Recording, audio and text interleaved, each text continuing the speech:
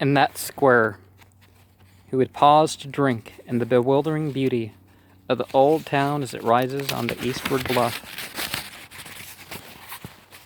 decked with its Georgian spires and crowned by the vast new Christian Science dome as London is crowned by St. Paul's.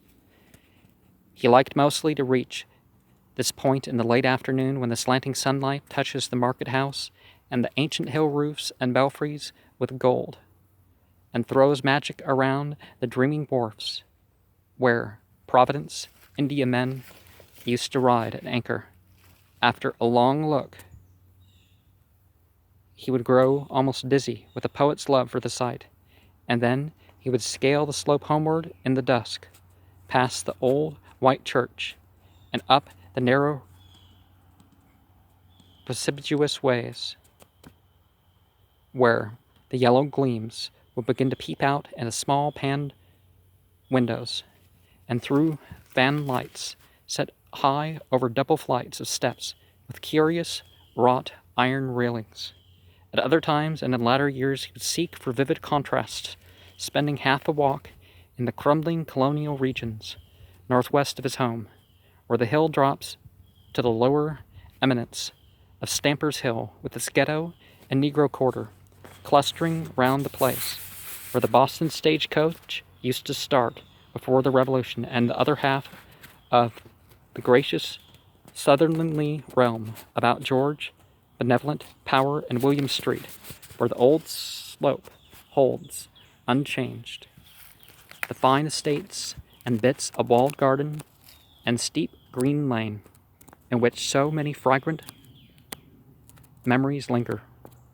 These rambles, together with diligent studies which accompanied them, certainly account for a large amount of the antiquarian lore which at last crowded the modern world from Charles Ward's mind, and illustrates the mental soil upon which fell, in that strange, fateful winter of 1919 to 1920, the seeds that came to such strange and terrible fruition.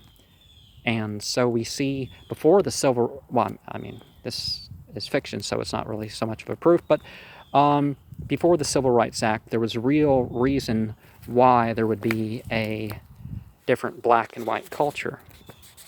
Now, it's more statistical probability than it is actual cultural difference.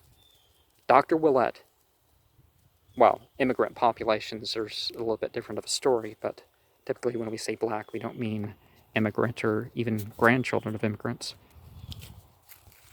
Dr. Willett is certain that, up to this ill-omened winter of first change, Charles Ward's antiquarianism was free from every trace of the morbid.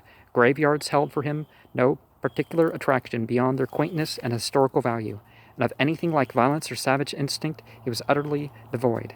Then, by insidious degrees, there appeared to develop a curious sequel to one of his genealogical triumphs of the year before, when he had discovered among his maternal ancestors a certain very long-lived man named Joseph Curwen, who had come from Salem in March 1692, and about whom a whispered series of highly peculiar and disquieting stories clustered. Ward's great-great-grandfather, Welcome Potter, had in 1785 married a certain Anne Tillinghast, daughter to Miss Eliza, daughter to Captain James Tillinghast, of whose paternity the family had preserved no trace. Late in 1918, while examining a volume of original town records in manuscript, the young genealogist encountered an entry describing a legal change of name by which, in 1772 of the vulgar era, Miss Eliza Curwen, widow of Joseph Curwen, resumed along with her 17-year-old daughter Anne her maiden name of Tillinghast, on the ground that her husband's name was becoming a public reproach, by reason of which was known after his diocese, the which, known after his decease. I was reading an article earlier. The which conforming an ancient common rumor, though not to be credited by a loyal wife, till so proven as to be wholly past doubting. This entry came to light upon the accidental separation of two leaves which had been carefully passed pasted together, and treated as one by a labored revision of the page numbers. It was once clear to Charles Ward that he had indeed discovered a hitherto unknown great-great-great-grandfather. The discovery doubly excited him because he had already heard the vague reports and seen scattered allusions relating to the person about whom there remained so few publicly available records, aside from those becoming public only in modern times, that it almost seemed as if a conspiracy had existed to blot him from memory. What did appear, moreover, was of such singular and provocative nature that one could not fail to imagine curiously what it was. The colonial recorders were so anxious to conceal and forget or to suspect that the deletion had reasons all too valid. Before this, Ward had been content to let his romancing about old Joseph Curwen remain in the idle stage, but having discovered his own relationship to this apparently hushed-up character, he proceeded to hunt out as systematically as possible whatever he might find concerning him. In this excited quest, he eventually succeeded beyond his highest expectations, for old letters, diaries, and sheaths of unpublished memoirs in cobwebbed Providence, garrets, and elsewhere yielded many illuminating passages, which the writers had not thought it worthwhile to destroy. One important sidelight came from a point as remote as New York, where some Rhode Island colonial correspondence was stored in the museum at France's Tavern.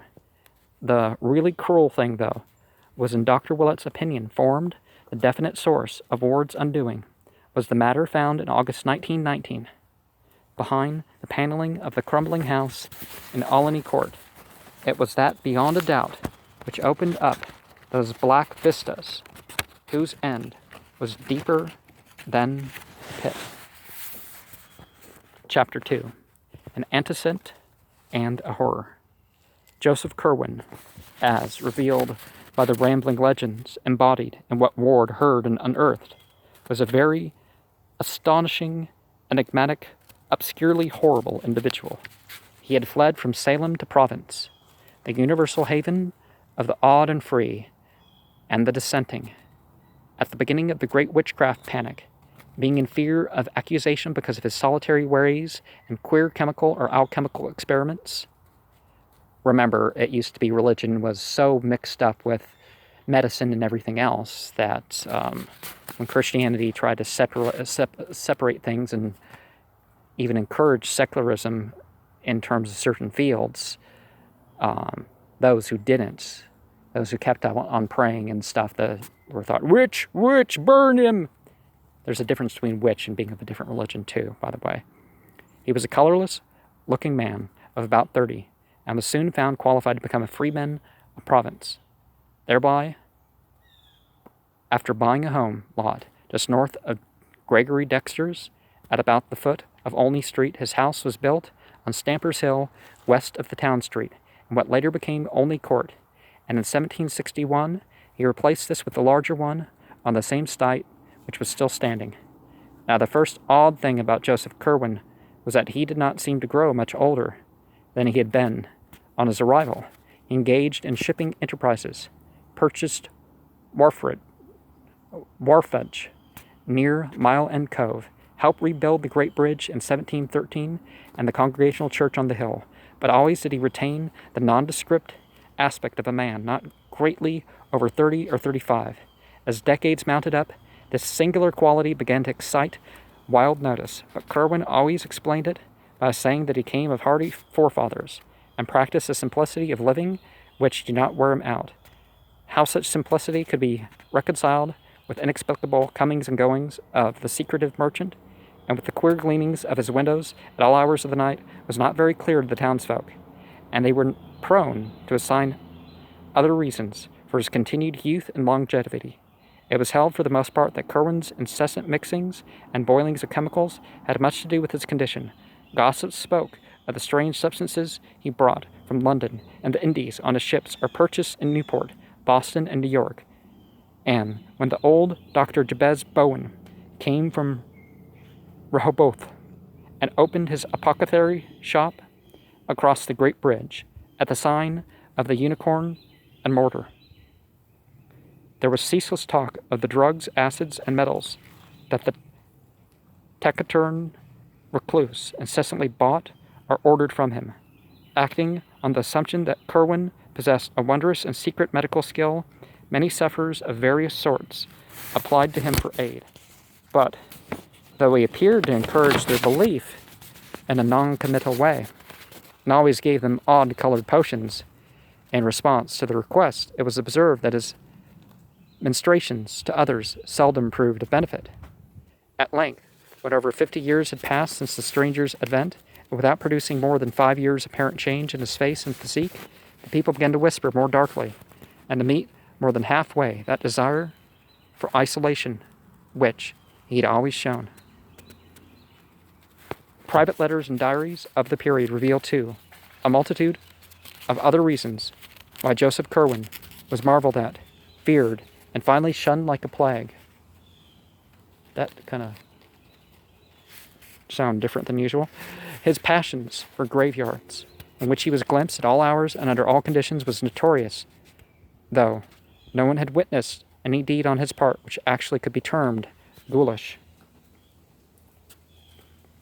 On the Pawtuxet Road, he had a farm at which he generally lived during the summer, and to which he would frequently be seen riding at various odd times of the day or night. Here, his only visible servants, farmers, and caretakers were a sullen pair of Narragansett Indians, the husband dumb and curiously scarred, and the wife of a very repulsive cast of countenance, probably due to a mixture of Negro blood.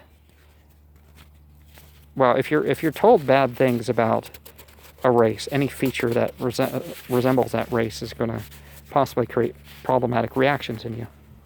Not that these... Anyways, the lean-to of this house was the laboratory where most of the chemical experiments were conducted. Curious porters and teamers who delivered bottles, bags, or boxes at the small rear doors would exchange accounts of the fantastic flasks, crucibles,